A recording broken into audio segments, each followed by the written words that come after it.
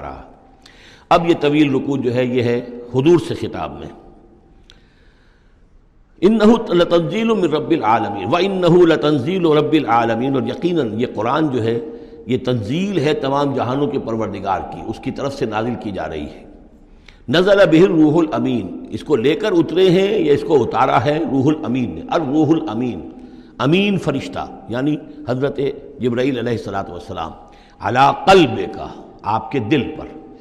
اس کو میں نے بارہا اس سے پہلے کوٹ کیا ہے کہ وحی کا محبت جو ہے جہاں وحی نازل ہوتی ہے وہ قلب محمدی، اور قلب کے اندر جو روح محمدی ہے وہی ریسیپینٹ ہے وحی کی۔ ہمارا جو انسانی علم ہے ایکوائرڈ نالج،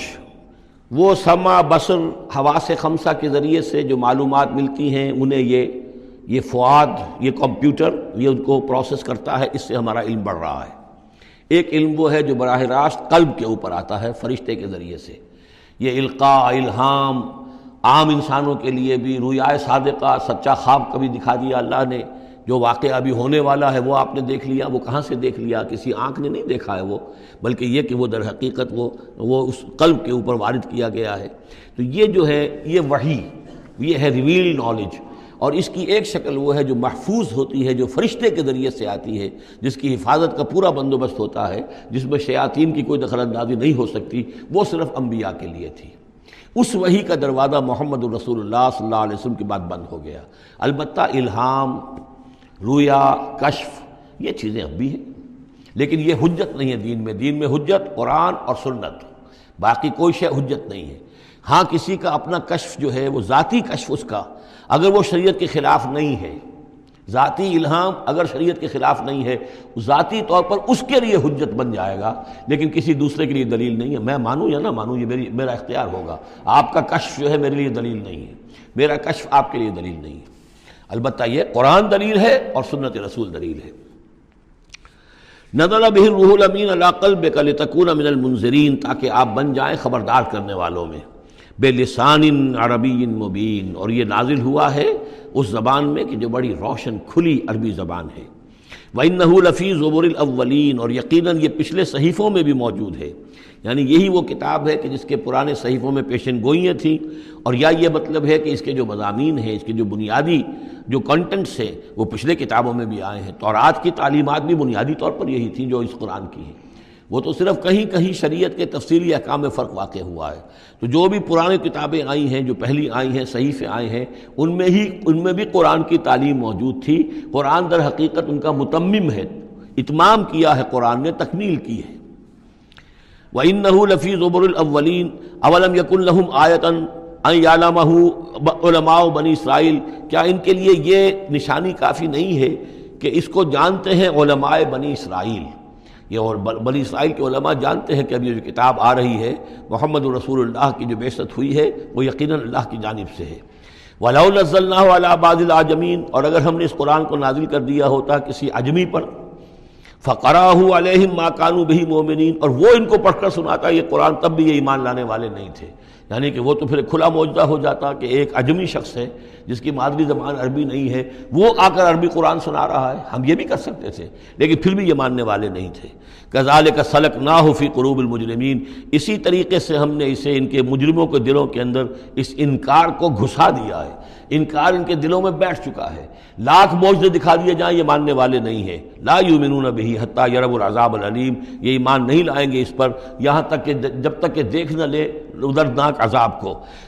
فیاتیہم بغتۃ، تو پھر وہ آئے گا ان پر اچانک، وہم لا یشعرون، اور انہیں گمان بھی نہیں ہوگا۔ فیقولوا هل نحن منظرون، اس وقت یہ کہیں گے کہ کسی طرح کوئی مہلت مل سکتی ہے، تھوڑی دیر کے لیے اس کو ٹالا جا سکتا ہے۔ هل نحن منظرون افبعذابنا یستعجلون، لیکن اس وقت تو حالت یہ ہے کہ یہ ہمارے عذاب کی جلدی مچا رہے ہیں، لے آؤ جلدی سے عذاب ہے محمد صلی اللہ علیہ وسلم، ہم تو تنگ آ چکے ہیں تمہاری باتیں سن سن کر۔ افبعذابنا یستعجلون، تو کیا یہ ہمارے عذاب کی جلدی مچا رہے ہیں؟ افرأیت ان متعناہم سنین، تو دیکھیے اگر ہم انہیں چند سال اور بھی یہاں پہ رہنے کا، بسنے کا، فائدہ اٹھانے کا اگر ہم کو ان کو مزید مہلت دے دیں، ثم جاءہم ما کانوا یوعدون، پھر آئے وہ عذاب ان پر کہ جس کا ان سے وعدہ کیا جا رہا ہے، ما اغنی عنہم ما کانوا یمتعون، تو یہ سارا متاع، مال و متاع دنیاوی جو ہم انہیں دے رہے ہیں یہ ان کے کچھ کام نہیں آئے گا، یہ انہیں اس عذاب سے بچا نہیں سکے گا۔ وما اہلکنا من قریۃ الا لہا منذرون، اور ہم نے نہیں کبھی بھی کسی بستی کو ہلاک کیا مگر یہ کہ اس سے پہلے منذر آتے رہے، خبردار کرنے والے آتے رہے۔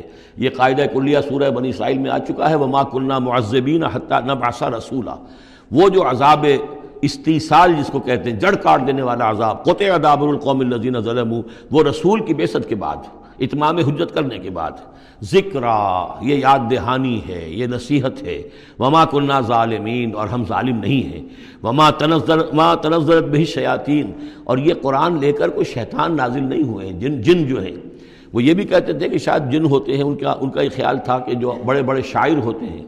در حقیقت ان کے پاس ان جن قابو میں کیے ہوتے ہیں جو اتنی اچھی اچھی باتیں ان کو کہیں سے جوڑ کر شعر بنا کر دے دیتے ہیں۔ کیسے کہہ دیتے ہیں یہ شاعر لوگ، یہ ان کے اپنے اپنے گمان تھے۔ تو کہتے ہیں قرآن کو بھی کہیں شاید کوئی شیاطین جن ہیں کہ جو نازل کر رہے ہیں، وما تنزلت به الشیاطین وما ينبغي لهم، ان کے لیے ممکن ہی نہیں ہے، وما يستطيعون، وہ اس کی استطاعت ہی نہیں رکھتے، انہم عن السمع لمعزولون، وہ تو سننے سے بھی معزول کیے جا چکے ہیں۔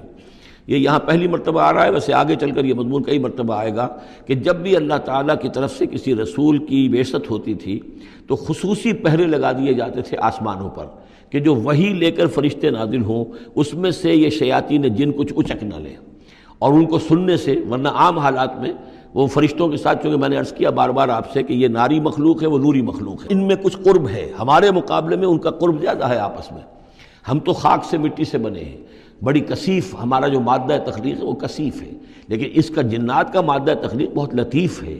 ان کے وہ جو مارج من نار سے بنائے گئے ہیں، تو ان کا وہ قرب ہے جس کی وجہ سے کہ وہ فرشتوں سے کوئی اچک لیتے تھے، کچھ خبریں لے لیتے تھے۔ لیکن جب خاص طور پر وحی نبوت کا دور شروع ہوتا تھا تو خصوصی پہرے کر دیے جاتے تھے، اور یہ سورہ جن میں بڑی تفصیل سے یہ بات آئے گی، انہم عن السمع لمعزولون، وہ تو اب سننے سے بھی معزول کیے جا چکے ہیں، اب اس کا امکان نہیں ہے کہ وہ کوئی سنگن بھی لے سکے۔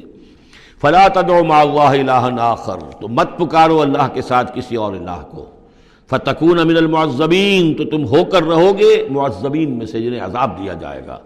وانذر عشیرتک الاقربین، اور خبردار کیجئے اپنے قریبی رشتہ داروں کو۔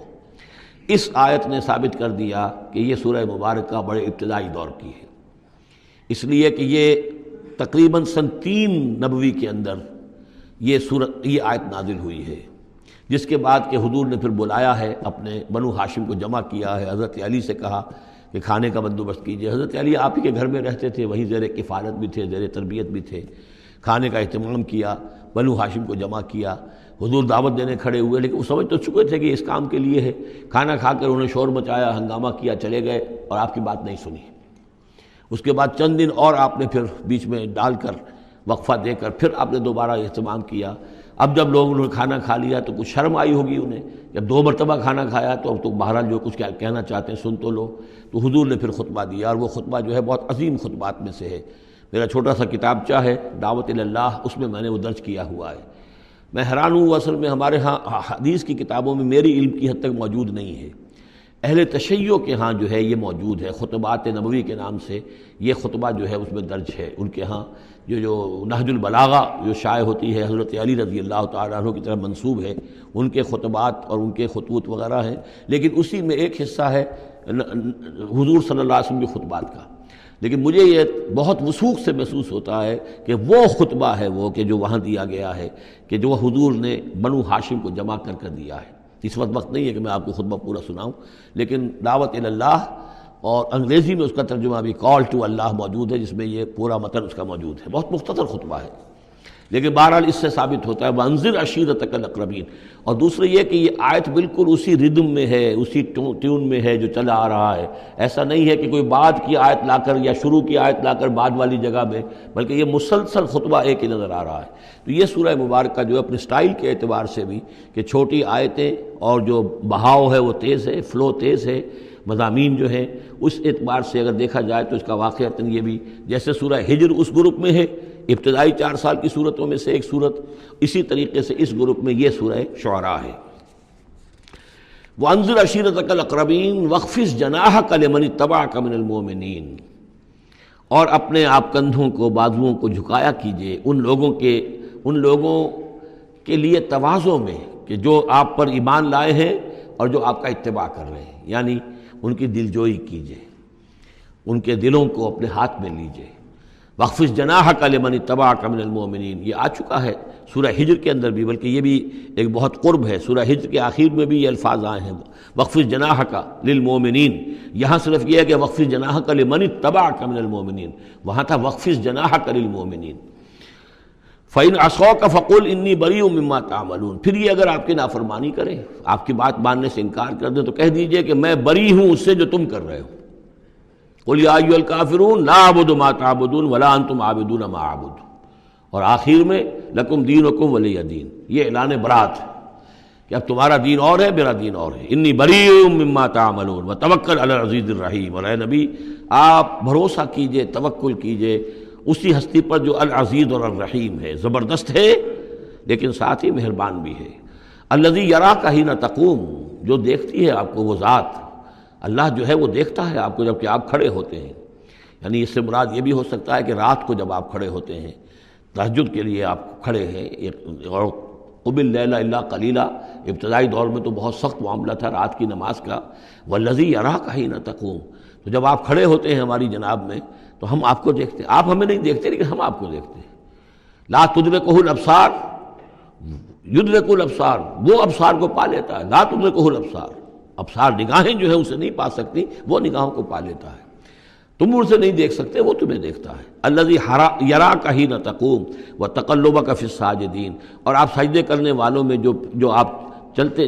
آتے جاتے رہتے ہیں۔ رات کے وقت حضور کا یہ معاملہ بھی ہوتا تھا کہ آپ خود جاتے بھی تھے، مسلمانوں کے گھروں کے پاس سے گزرتے تھے، جو بھی کہیں تھے اہل ایمان، اور آپ وہاں دیکھتے تھے کہ کون کون جو ہے وہ رات کی نماز پڑھ رہا ہے۔